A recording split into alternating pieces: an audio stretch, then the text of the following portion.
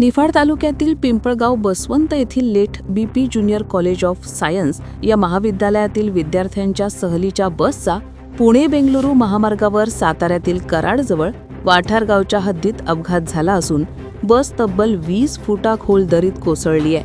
या बसमध्ये 40 ते 45 विद्यार्थी आणि शिक्षक होते। अपघाताचा आवाज होताच परिसरातील ग्रामस्थांनी तातडीने धाव घेत बचाव कार्य करत विद्यार्थ्यांना बाहेर काढले।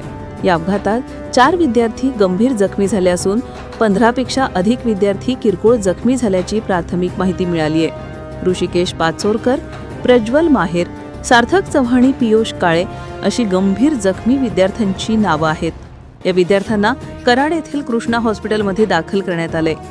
बस चालकाचे नियंत्रण सुटल्याचा प्राथमिक अंदाज वर्तवला जात असून सहलीचा आनंद घेत असलेल्या विद्यार्थ्यांवर क्षणात संकट कोसळल्यानं पालकांमध्ये भीतीचे वातावरण निर्माण झाले।